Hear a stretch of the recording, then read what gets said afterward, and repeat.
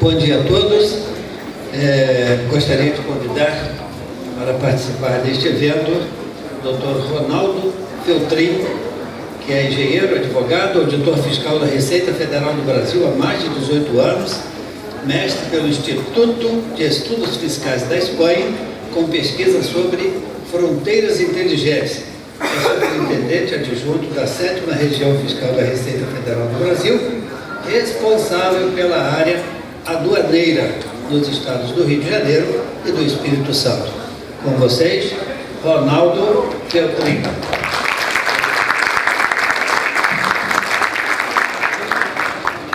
Também gostaria de convidar o Dr. Marcos Lívio. Ele é professor titular de Direito Financeiro e Tributário da UERJ, pesquisador visitante da Universidade de Londres e sócio líder da área tributária do Salomão Advogados. Também gostaria de convidar a doutora Jennifer Adelaide Marques Pires Cota. Está presente? Presente. Pois não, doutora Jennifer. Ela é sócia do Kincaid Mendes Viana Advogados, é graduada em Direito pela Universidade Cândido Mendes, pós-graduada em Comércio Exterior pela UFRJ e em Direito Tributário e Aduaneiro, com ênfase em Direito Tributário pela Universidade Cândido Mendes. A doutora Jennifer é presidente da Comissão de Direito Aduaneiro da Ordem dos Advogados do Brasil, seção RJ, membro da Câmara de Comércio Brasil-Noruega e membro do Instituto dos Advogados Brasileiros.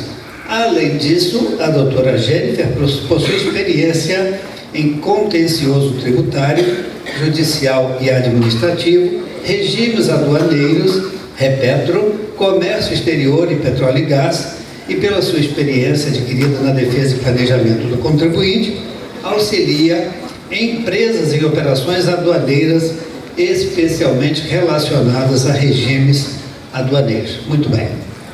Também gostaria de convidar o desembargador Guaraci Viana. Doutor Guaraci Viana.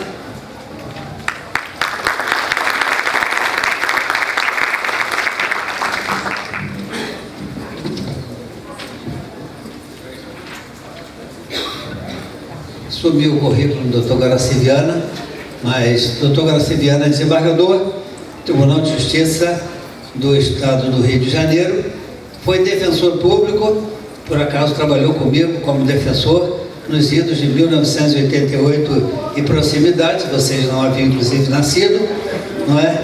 E hoje estamos, para minha alegria, juntos neste painel. Doutor Guaraci estará também participando e depois eu dou o nome da palestra dele, tá bom? Então, muito bem, podem sentar-se. Nós vamos iniciar e desde logo passo a palavra, como quiserem. Se vocês quiserem, até eu levanto aqui para a senhora sentar. Aliás, eu acho que a senhora devia estar aqui no meio, porque é a única menina aqui no grupo, né? Tá bom? Nada como acertar as posições. Saber quem manda, né? Muito bem. Então vamos ouvir o doutor Ronaldo Feltrin. Bom dia a todos, autoridades, desembargador Fábio Duda, desembargador Guaraci, doutora Jennifer.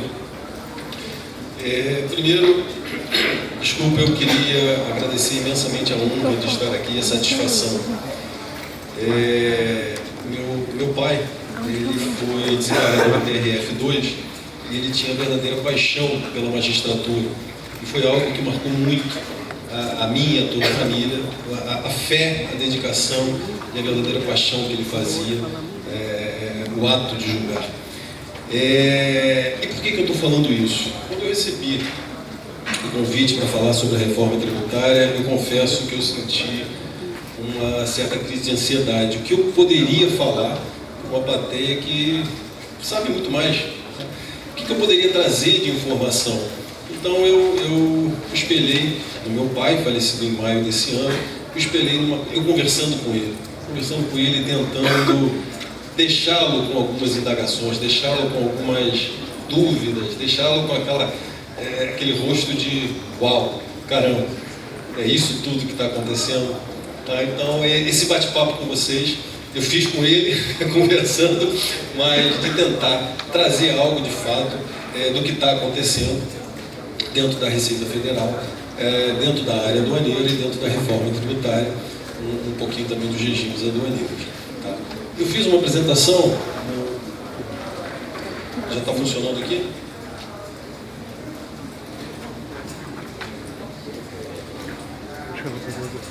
Isso aqui funciona ou não tem nada a ver? A apresentação, tá? Eu peço desculpas que ela tá um pouco feia, mas o fato dela estar feia significa que ela foi feita por mim realmente. Tá. Então, isso aqui é a única coisa de inteligência artificial que eu tenho. É uma representação de um funcionário aduaneiro, de um auditor fiscal, de um oficial aduaneiro ao longo dos anos 90, 2000 e 2010. Então, está clara a diferença do que está acontecendo no mundo. Tá? Enquanto nos anos 90 eu tinha uma abordagem puramente administrativa, eu estou caindo também, eu estou sendo direcionado também cada vez mais para uma atividade de repressão e de combate ao crime muito maior. Então, essa última foto maior, ela é representativa do ano 2000 e já se vê a arma ostensiva, o colete à prova de balas, toda uma gama de operações, tá, que são necessárias hoje numa atividade aduaneira. Quando a gente fala de aduana, a gente não fala só de trade mais, não é mais uma relação apenas comercial, é uma relação também criminal do que está acontecendo, e a gente vai ver depois o que isso tem a ver com os regimes aduaneiros.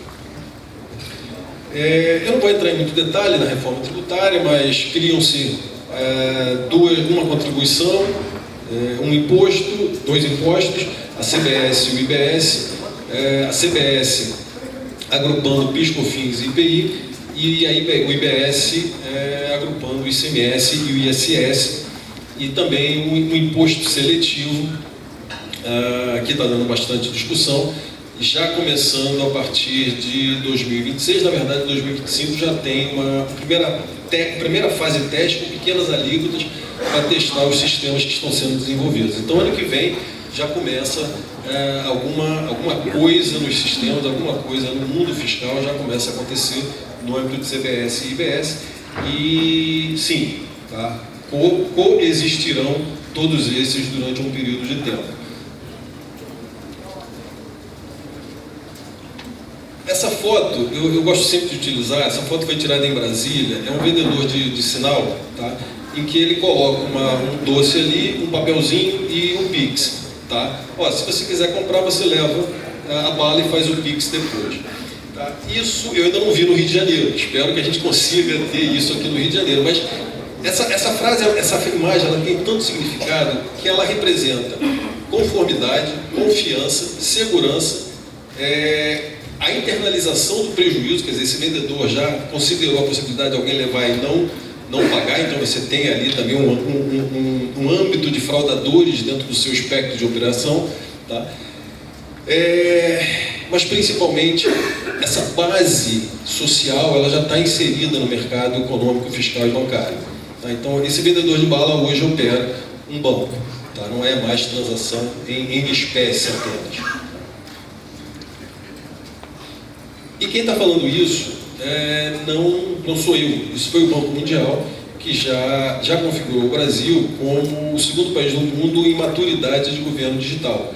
Então, o arcabouço tecnológico, a infraestrutura necessária para a implantação de uma reforma tributária moderna, o Brasil já possui. Nós já possuímos toda a base de dados, toda a base de sistemas, todo o necessário para implementar uma mudança que de fato traga simplificação, traga agilidade para esse processo fiscal que no Brasil é caótico, tá? Não é novidade para ninguém o caos fiscal que a gente vive. Isso se representa pelos sistemas das notas fiscais, pelos sistemas da nota fiscal de compra e venda, da nota fiscal de serviços, as diversas bases de dados, todas elas sendo sincronizadas, todas elas se interconversando e criando essa base operacional do que vai vir a ser a reforma tributária. Quando a gente fala de documento fiscal, o sistema que está sendo desenvolvido dentro da Receita Federal, está sendo concebido, prevê e considera o aproveitamento de todos os documentos e o compartilhamento desses dados entre as administrações fiscais. Então, eu deixo de ter ilhas estanques para ter uma grande ilha conectada. Eu passo a ter uma grande troca de informações entre todos esses atores. Se eu estiver indo muito rápido, por favor. E aí vem a clássica pirâmide de risco da OCDE. O que isso tem a ver com reforma tributária? Quando a gente olha para o mundo atual, todo mundo está querendo atingir esse topo dessa pirâmide, que é a base de operadores que não adianta você capacitar, conversar, instruir, tá? Eles decidiram não cumprir. Então todo mundo está querendo atingir esse topo dessa pirâmide para que ele fique cada vez menor. A base, que é essa linha verde, essa base verde, significa os operadores que operam em conformidade, operam no âmbito de regularidade, de legitimidade, e o amarelo e o vermelho são as etapas intermediárias. Mas uma das iniciativas também dos sistemas e da reforma tributária que ela vai permitir é poder olhar essa base, esse topo dessa pirâmide com mais qualidade, poder atacar de fato quem está atuando fora do âmbito da legitimidade, com base em informações, em troca de dados. E essa é a visão do que está sendo construído no sistema da Receita Federal. Hoje, quando você tem uma venda, quando você tem um fato gerador, nasce a obrigação de pagar e a obrigação de fazer. E ela acontece ao longo dos prazos, tempos e informações basicamente declaratórias. Quando a gente olha a modelagem que está sendo pensada, a operação ela passa a ser chancelada pela administração tributária. Então, no momento do envio da informação, essas partes do negócio já são conhecidas e a operação é validada, o tributo é calculado pela administração tributária e os operadores são identificados. Eu passo a ter certeza de quem comprou para quem vendeu. Eu não tenho mais um ambiente de expectativa. Eu sei aquilo que está sendo realizado e para onde esse fluxo está acontecendo, e o que me leva também a uma desnecessidade de algumas obrigações acessórias, já que a operação em si ela pode ser regularizada pelos fatos que aconteceram, além da extinção do crédito tributário já em tempo real. Aqui são só alguns exemplos do modelo de governança. Tá? Então, o que está sendo concebido hoje dentro do espectro do sistema da reforma tributária é uma governança integrada, onde todos os atores desse comitê gestor se falarão e trocarão informações, uma visão completa da IBS pelo comitê gestor, a integração entre os diversos fiscos, um portal de gestão. Isso é importantíssimo. Não adianta eu ter uma base de dados sendo atualizada, não adianta eu ter um sistema muito bom que eu não tenha gestão, que eu não tenha visão do que está acontecendo e eu possa interpretar esses dados. O dado puramente, o dado, a informação, ele não tem utilidade se eu não tiver condições de interpretá-lo e gerenciar a informação. Os tecnicismos, a plataforma centralizada de apuração, desenvolvimento colaborativo e uma ferramenta também para cálculo de tributo.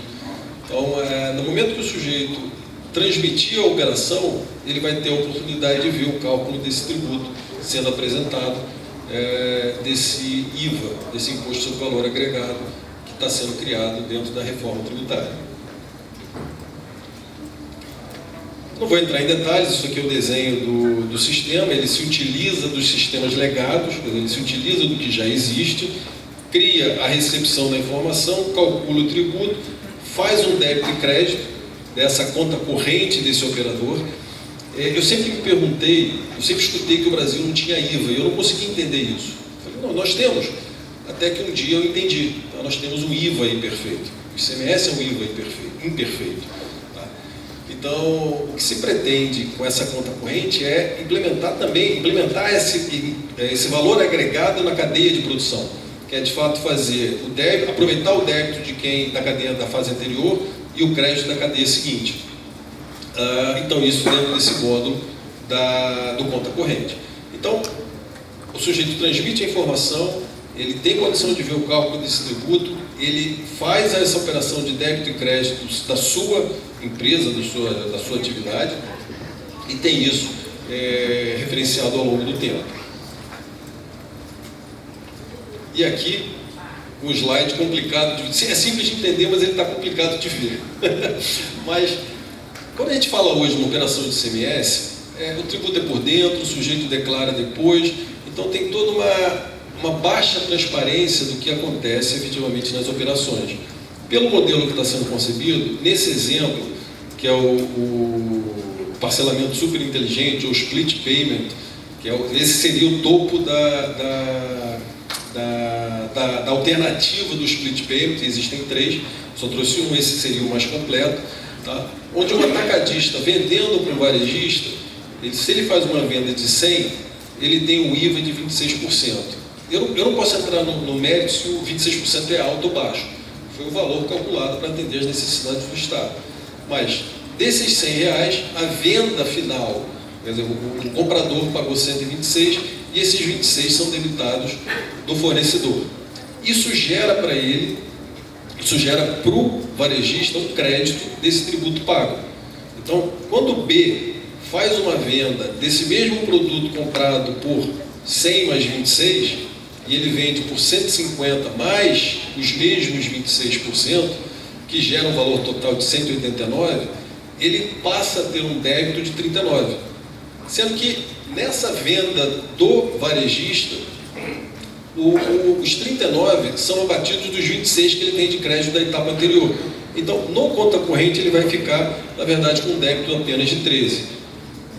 Eu acabo com aquela confusão que existe hoje do ICMS, não dos estados, mas da própria legislação e da forma de atuação. E o consumidor final, esse não tem jeito, esse aí não tem para quem repassar, ele assume o encargo total do tributo. A não ser quem já viajou, viu aquela fila do tax free, que é do sujeito tentando pegar o IVA na saída, que nada mais é do que isso. Tá? Então, o split payment é isso, é dividir o valor do tributo no momento da liquidação financeira da transação, no momento da venda. Ocorreu a venda, todas essas etapas já vão acontecendo e sendo registradas. Aqui um pouquinho do modelo dos regimes aduaneiros especiais. A emenda constitucional 132, ela transfere para o PLP 6824 a regulamentação desses regimes. Ela detalha entre o regime de trânsito, depósito, permanência temporária, aperfeiçoamento e repetro. E uma característica interessante, que ela repete a mesma regra para todos os regimes, não deixando dúvida de que ele é um regime atípico, uniforme, mas dentro dessa diferença que eles têm de um regime aduaneiro comum. E no repetro cria mais, na verdade cria mais 3 modalidades, totalizando 6 modalidades. O repetro é simples, não tem dificuldade, agora o professor Marcos Livre vai poder explicar isso sobre o repetro, mas ele cria mais umas 3 modalidades, do temporário, o GNL, o permanente, a industrialização, o nacional e o interposto.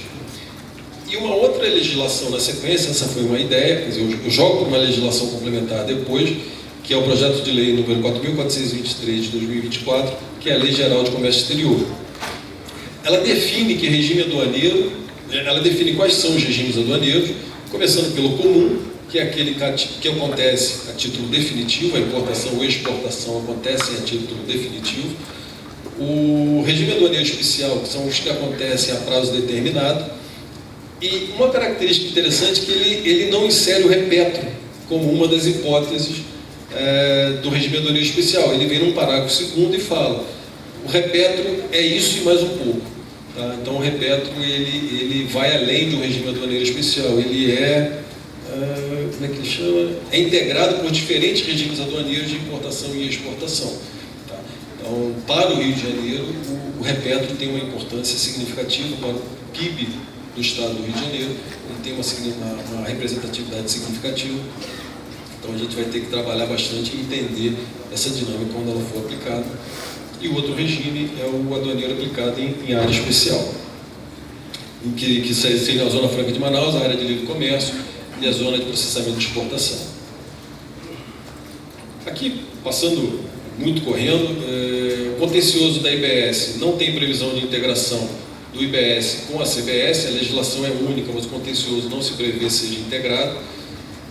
O da União, na legislação federal, o do IBS, no projeto de lei 108, de lei complementar 108 de 2024, e o de pequena monta sendo tratado por convênio. Para onde está andando? A gente está falando de reforma tributária, está falando de modelo tecnológico, está falando agora para onde está caminhando o mundo. O Rio de Janeiro sediou, no início desse mês, a maior conferência de aduanas e tecnologia do planeta, aqui no Rio.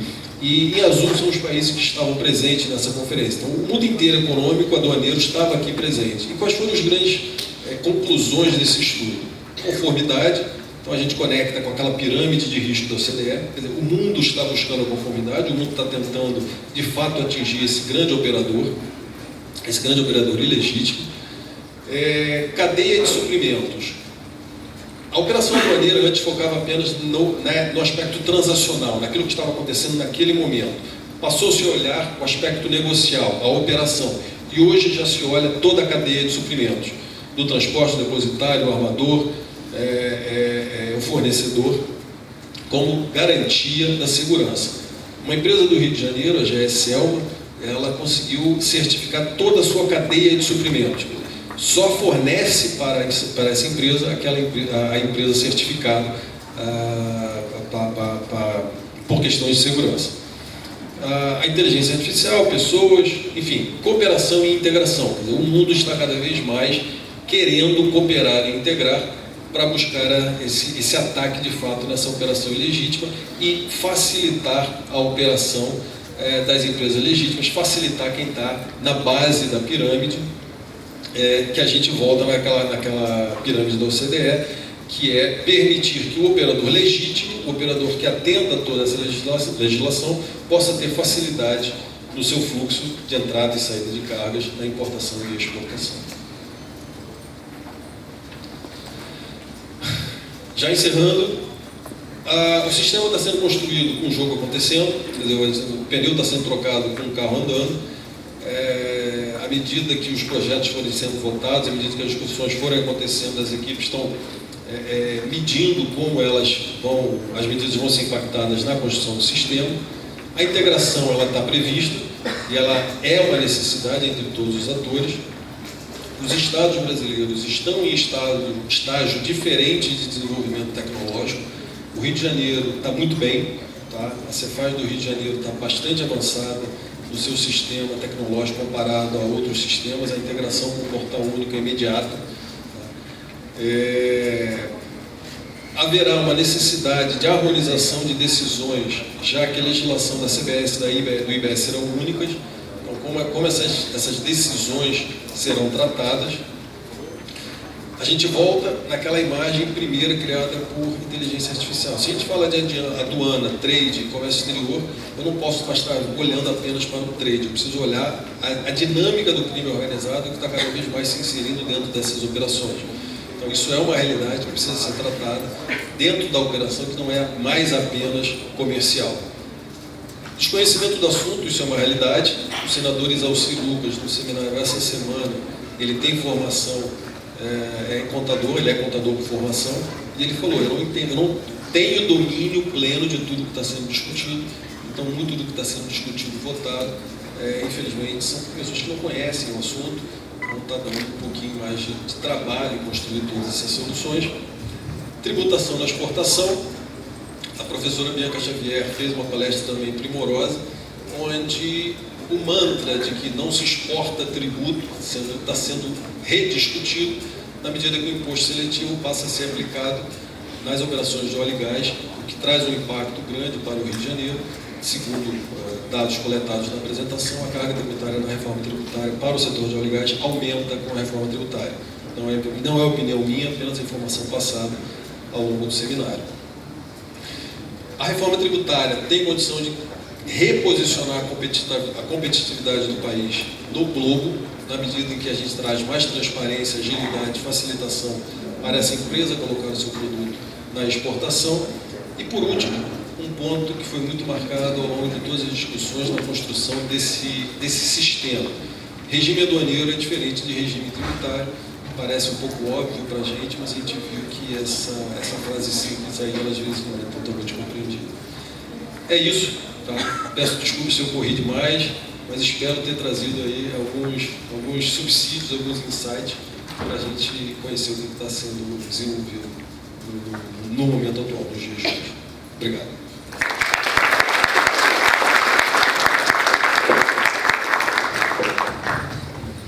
Doutor Feltrin, acho que nós podemos lembrar a frase do Benjamin Franklin: nada é mais certo neste mundo do que a morte e os impostos, inclusive os aduaneiros.